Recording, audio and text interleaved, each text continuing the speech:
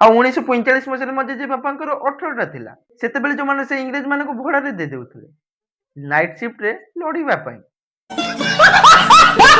ସମସ୍ତେ ତୋ ଭଳି ନା, ନିଜର ପିଲା ଛୁଆ ସହ ଖେଳିବା ପାଇଁ ସେମାନେ ଦେବାର ଦେଶକୁ ୟୁଜ୍ କରିବେ।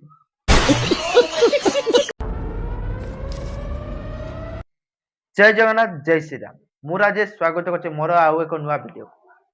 ଆଜି ଆମ ଚ୍ୟାନେଲର ସ୍ପେଶାଲ ଗେଷ୍ଟ ଓଡ଼ିଶାର most talented content creator in comedy category mister Subu X, ଯିଏ ତାଙ୍କର କମେଡିର ପଞ୍ଚ ଲାଇନରେ ପପୁ ପମ୍ପମ୍ ଏବଂ ଆକ୍ଟିଂ ସ୍କିଲରେ ପ୍ରଜ୍ଞା ଭାଇକୁ ବି କାଟିଦେବେ। ବାଳନା କିନ୍ତୁ 70ଟା ଜନ୍ମ ପରେ ତଥାପି ଅସମ୍ଭବ। କୋଣାର୍କ ମନ୍ଦିର ଏଠାରେ ବିଭିନ୍ନ ପ୍ରକାରର ପୁରାତନ କଳା କାର୍ଯ୍ୟ କରାଯାଇଛି ଏବଂ ଏ ମନ୍ଦିରର ମୁଣ୍ଡି ମଧ୍ୟ ମରା ଯାଇଥିଲା। ଆଉ ସେ ମୁଣ୍ଡି ମରାକୁ ନେଇ ଗୋଟେ 13 ବର୍ଷର ବାଳକ ନିଜର ଜୀବନକୁ ତ୍ୟାଗ କରିଥିଲା। ସୁବ୍ରତ ବାବୁ ଦରମା 13 ବର୍ଷର ବାଳକ ନଥିଲା, 12 ବର୍ଷର ଥିଲା। ତେଣୁ ଇନଷ୍ଟାଗ୍ରାମରେ ଆସି ଜ୍ଞାନଟା ପେଲିବା ଆଗରୁ ମୋର ପାଠଟା କମ୍ପ୍ଲିଟ୍ କରି ଆସ, ତମ ପାଇଁ ଲାଭଦାୟକ ହବ। ଆଚ୍ଛା, ଆମେ ସମସ୍ତେ ଜାଣିଛେ ଦିନକୁ ଦିନ ବୋଲି କୁହାଯାଏ ଆଉ ରାତିକୁ ରାତି ବୋଲି କୁହାଯାଏ। ହେଲେ ଏଇଠି ଗୋଟେ କଥା ମୁଁ ବୁଝିପାରୁନି, ଆମେ ଦିନକୁ ଏମ୍ ଆଉ ରାତିକୁ ପିଏମ୍ କାହିଁ କହି? ସୁବ୍ରତ, ତୁ ତୋ ଲାଇଫରେ କେବେ ସ୍କୁଲ ଯାଇଛୁ ନା ଅଙ୍ଗନବାଡିରୁ ଘରକୁ ପଳେଇ ଆସିଛୁ? କହିଲା କଣ ନା ଦିନକୁ ଏମ୍ ରାତିକୁ ପିଏମ୍ କାହିଁକି କୁହାଯାଏ? ହଇରେ ଜନ୍ମରୁ ମୂର୍ଖ। ରାତି ବାର ଦିନ ବାରକୁ ଏମ୍ ଏବଂ ଦିନ ବାରରୁ ରାତି ବାରକୁ ପିଏମ୍ କୁହାଯାଏ। ଆଚ୍ଛା, ଭଗବାନ ଆମକୁ ଗୋଡ଼, ହାତ, ଆଖି, କାନ ସବୁ ଦିଦିଟା ଦେଲେ, ହେଲେ ବାଣ୍ଡ ଗୋଟେ କାହିଁକି ଦେଲେ?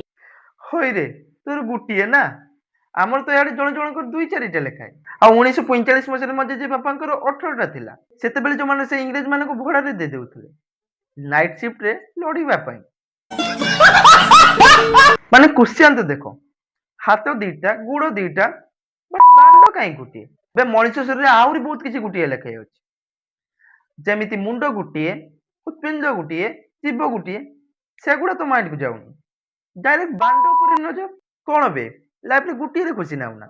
ଯଦି ଖୁସି ନାହୁଁ ଦେନ୍ ୱେବସାଇଟ୍ ମାନଙ୍କରେ ବହୁତ କିଛି ଆର୍ଟିଫିସିଆଲ ଜିନିଷ ମିଳୁଛି, ଟ୍ରାଏ କର ସେଠୁ ଅର୍ଡର ଦେବା ପାଇଁ। କାହିଁକିନା ଏଡ୍ ମାନଙ୍କରେ କୁହନ୍ତି ସେଟା କାଳେ ଶସ୍ତା, ସୁନ୍ଦର, ମଜବୁତ ବୋଲି। ଚାହିଁଲେ ତୁ ଛତୁଆ ବି ଗୁଣ୍ଡ କରିପାରିବୁ। ଝିଅ ପିଲାଙ୍କର jeans ପ୍ୟାଣ୍ଟରେ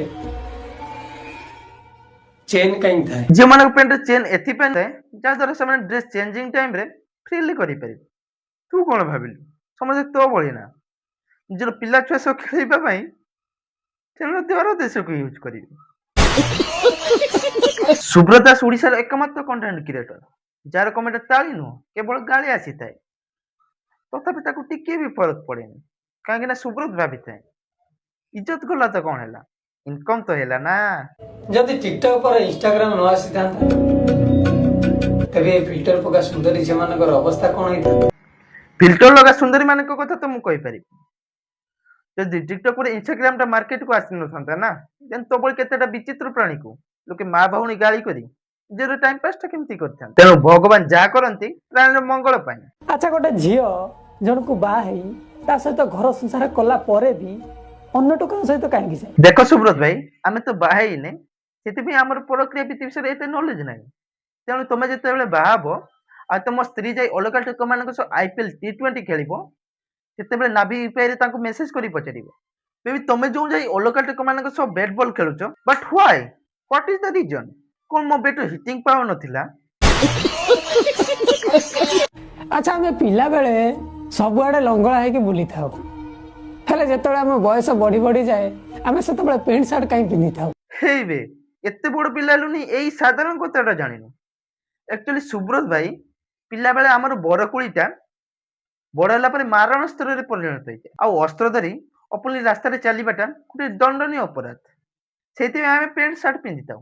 that is the reason, ଆଉ କିଛି ନାହିଁ। ଆମ ଗାଁରେ ବି ସମସ୍ତେ କହନ୍ତି ତୁ ପ୍ରଜ୍ଞା ଟୁ,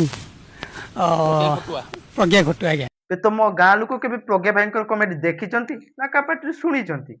କହିଲା କଣ ନା ଆମ ଗାଁ ଲୋକ କହୁଥିଲେ ମୁଁ କାଳେ ପ୍ରଜ୍ଞା ଟୁ ବୋଲି। ଯଦି ତମ ଗାଁ ଲୋକ ଭୁଲ ବଶତଃ କହିଥିବେ ତ ମନଟା ଖୁସି କରିବା ପାଇଁ, କାହିଁକିନା ମୁଁ ଶୁଣିଛି ଚୁରକୁ ଚୁର ଆଉ ଚୁତିଆକୁ ଚୁତିଆ କହିଲେ ତାକୁ ପ୍ରବଳ ମାତ୍ରାରେ ବାଧେ ବୋଲି। ସୋ ଫ୍ରେଣ୍ଡସ୍, ଆଜି ପାଇଁ ଏତିକି ଥିଲା। ଯଦି ଭିଡ଼ିଓଟି ପସନ୍ଦ ଆସିଥାଏ ଲାଇକ୍, କମେଣ୍ଟ, ସବସ୍କ୍ରାଇବ ନିହାତି ଭାବରେ କରିବେ। ସେତିକି ପାଇଁ ବିଦା ଦିଅନ୍ତୁ। ଜୟ ଜଗନ୍ନାଥ। ଜୟ ଶ୍ରୀରାମ।